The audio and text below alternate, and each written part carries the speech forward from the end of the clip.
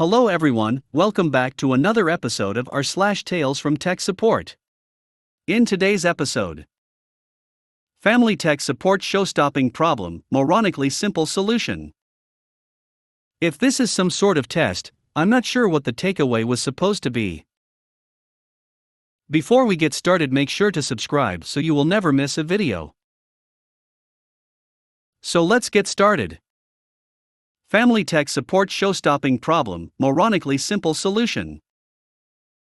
I feel like family tech support is a lot different to professional tech support. Not only are you not being paid for it, you're demonstrating to your family that you understand technology, where they usually don't, and probably that their investment in your education was well spent. My family is all over the world.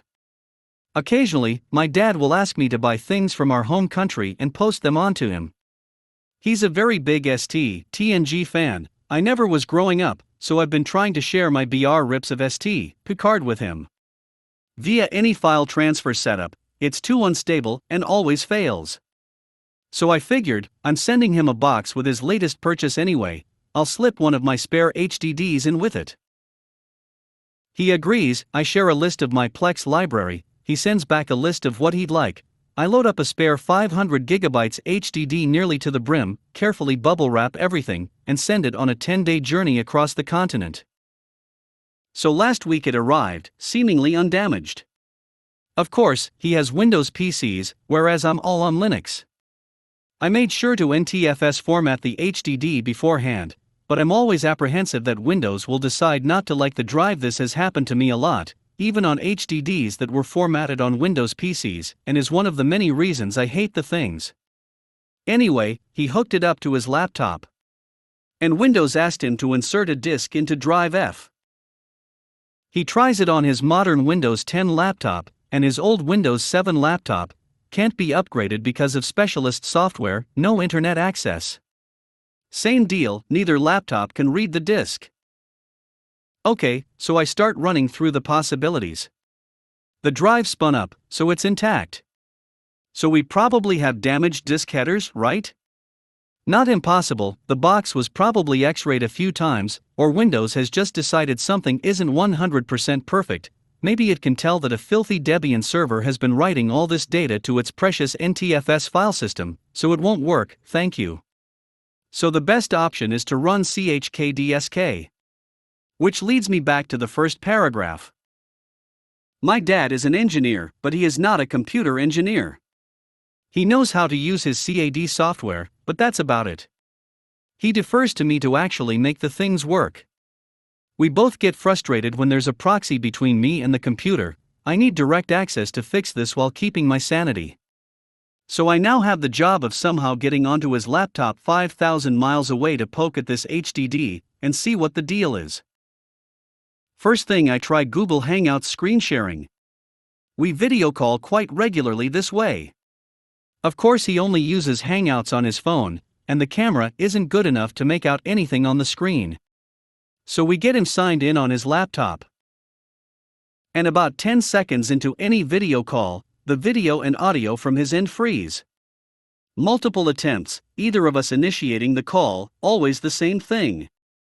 And the screen share button doesn't work for him at all, even though it does on my Ubuntu laptop. I think the recent Firefox update has interfered with it. Okay. Before we settled on Hangouts, we used Skype. Let's resurrect his old Skype account. This is, of course, when the Skype client on his laptop refuses to open without an update, and then refuses to update. FFS. How about TeamViewer? Seems I have an account from ages past, all right. Login. And get prompted for a 2FA token, and I don't have it set up on my current phone. Oh, I seem to have lost the seed. And my recovery codes are nowhere to be found. Frack. Okay, clutching at straws, we try Zoom. Thankfully, both our companies are amenable to allowing personal use of our Zoom accounts. I try to install Zoom on my personal Ubuntu laptop. And it falls flat on its face with Qt errors. Yet I use the same client on my work Ubuntu laptop. So I fire that up instead. Finally, we have a stable video call going. We have a catch-up and talk about various things before turning to the task in hand. Talk about the TV shows and movies he's found on Netflix during lockdown. He mentions a HDD I've sent him before that he's still using. I honestly forgot about it, an old WD Elements, probably 5 or so years ago. So I mentioned to him that the HDD I sent him this time isn't a ready-made one, it's a USB enclosure containing a laptop HDD. Light bulb finally starts glowing. See, these enclosures I have are great for my use. They're completely toolless, and I can pop the disk out of them in seconds. Great for when I'm swapping between SSDs. And to do that, they rely exclusively on the SATA connector to hold the drive in place. And I've just shipped this via parcel post several thousand miles. Mentally kicking myself, I ask him to unplug the cable, then pop the top cover off the enclosure, revealing the drive itself. Then push the drive firmly in the direction of the USB cable. It engages firmly into the SATA connector. Then plug it in. USB 500 GB, F, movies/TV shows/music. I feel stupid now. For once, please insert a disk into drive F, was a valid error message. If this is some sort of test, I'm not sure what the takeaway was supposed to be. I worked at a place that, among other things, built a status display/control panel for a larger system. It was built somewhat like a tablet, bearing one motherboard that had pretty much everything except the cooling fans, display, and the actual controls themselves. You might think there's not much to troubleshoot, and if we didn't have microscopes and fine-tip temperature-controlled soldering irons available, you'd be correct. These were relatively expensive for what they did, mostly due to more rigorous testings as well as having to comply with more regulations than a consumer device did. They also had to be able to run for very long periods, and thus, brand new boards along with entire new devices required a burn-in test. Boss walks up to me with a device that has a small nick in the corner of the screen. He says it intermittently gets stripes or lines in the screen, or goes to all one color. I forget what the issue was exactly. I plug it in. Obviously, if I can gently press on the screen itself, and make the issue come and go, then the issue lies within the LCD panel assembly itself, and we would replace that. The LCD panel assembly was made by a third party, so we didn't have all the documentation about the actual internals, just the outside specs, i.e. power supply requirements, displayable signals, and mounting recommendations. It doesn't react to gentle pressure on the screen. It does have a protective, hard layer over the screen that protects the actual LCD, and it is relatively robust. However, with that in mind, if something does hit it hard enough and/or exactly the wrong way to actually chip or crack it, it's possible the LCD suffered damage as well. I mention, without having seen the screen go wrong in front of me, that I suspect the screen itself is intermittent due to physical damage, as I point out the physical damage to it. Boss says ignore that. Not bothering to question him, I then go on to detail what I would do if I got this kind of issue with a unit that had no physical damage to the screen. Basically, dismount the front panel, but leave the wires connected, and gently move the display signal cable to see what happens. If nothing did happen, I'd check all cooling fans, and if they were okay, run it for an hour. With no confirmation, I'd have the graphics chip reflowed, not replaced unless the reflow process causes it to entirely fail. Boss says that takes too long, so I mention I could just tap it from the outside without taking it apart, and just leave it on for an hour if I can't make anything happen by tapping the entire thing from the outside. He still doesn't like the idea that it would take an hour to do that. I say, if we run the automatic quality test that all units get anyway, if there was an overheating issue of some kind, it would likely show it during that test, so I could just gently tap the whole thing, and if nothing happened, just send it to testing as a no fault found.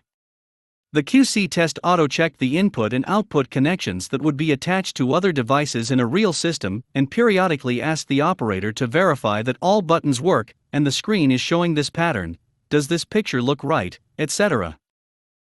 He then says we should be able to find that kind of issue here at the bench. So, doing my best not to even accidentally sound like I'm questioning his logic, I essentially ask him, how he would suggest I try to troubleshoot the issue at the bench as quickly as possible. He then says, "You're the expert, you tell me."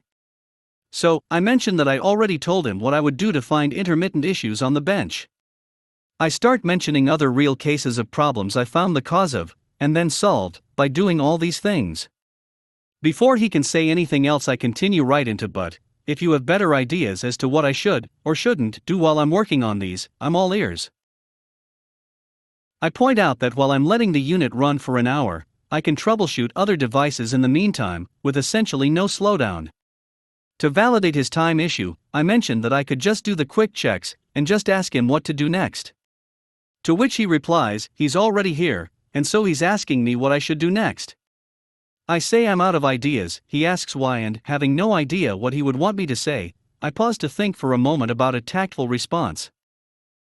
I just answer the question directly. I said I had some ideas, but you said no to all of them, so I didn't argue, and just came up with a different solution. He not only went off on me for blaming him for my lack of ability to troubleshoot the device, but also accused me of being about to say something rude to him, but clamming up out of fear just because I paused. I didn't start speaking in an angry voice and suddenly restart in a calm voice. I didn't do a last-minute Spy Kids word replacement, "Oh sure, take mushrooms." I just paused for a moment before speaking, just to think about previous experience so that I wouldn't say something that offended him. Here's the kicker, I had worked there for several years and had been trained on the device over a year ago, and I had the same boss the entire time. Yet experience with that job under that boss was worse than useless while still working for the same boss at the same job. Ditto for experience with the device itself, at least in the boss's eyes. The boss also would question why you were doing things the way the trainer showed you, and didn't like the fact that you trusted your trainer's way of doing things, even if you'd been doing it that way without problem for over a year.